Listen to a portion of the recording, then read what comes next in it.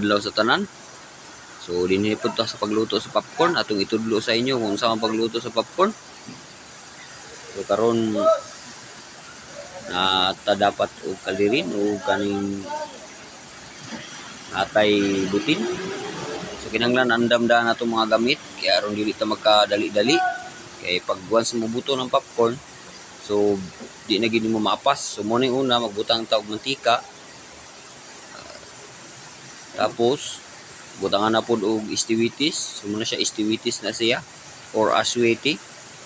So muna siya atong pang color. So pure natural lang atong ginagamit nga coloring ganing istiwitis or gikan sa liso sa istiwitis. So sunod popcorn. Kinahanglan na siya kung mahimo gani sabay-sabay ang pagbutang ana aron dili siya mapagod og dali, mauna og kaluto. So ang cheese. So karon sa butangan nato asin. So ako na ni siyang giukay-ukay aron ma-mix maayo. Kinahanglan siya mapantay ang iyang kainiton sa kinatibukan aron dili siya magbuto nga kuan alanganin ang uban dili mabuto. So kinahanglan paspasan pud na nimo lugay aron siya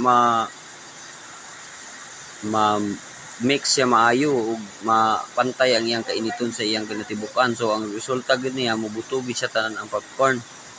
So ato nang gitakloban aron ato nang uyugon.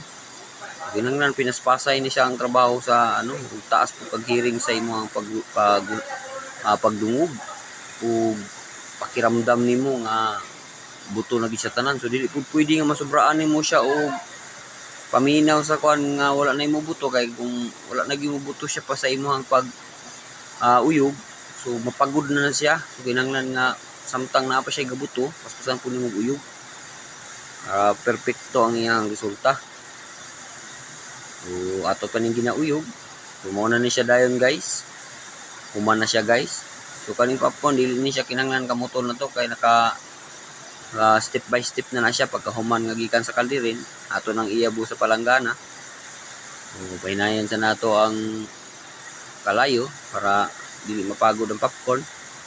Ug dayon iyabo na to diri sa palanggana. Pag abot sa palanggana guys, muna ni siya wow na ang popcorn. Dami na kayo siya.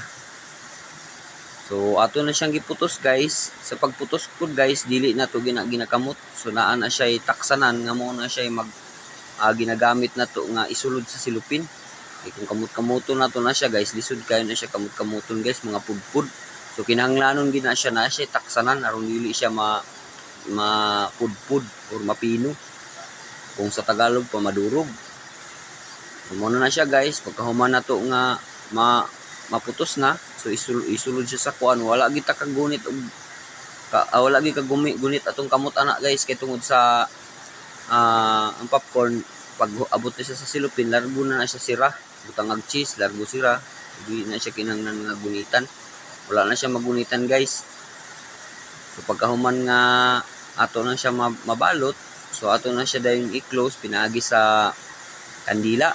So kandila ra ta siya guys kay para dali ug dili pud siya hugaw tan-awon sa pagsirado. So kung tan-awon gini mo na siya ang popcorn, perfecto ang iyang kuan ug dili hugaw tan-awon. So kinahanglan hinlo na siya ug dili magkumot ang iyang silupin aron nga hinlo pud.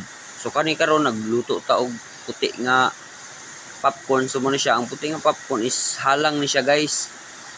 So nagluto ta og halang, nagluto pud ta og yelo aron dili pud siya ingon nga ang mga customer nato naa pud sila kapilian. So kaning gituyo na ko ni siya, ako man ning eksperimento nga puti siya kay kung orange pud ang halang so malipat na ta ana. So kung mao na ni siya ang yellow, so yellow ug puti ra pud ang akong ginapang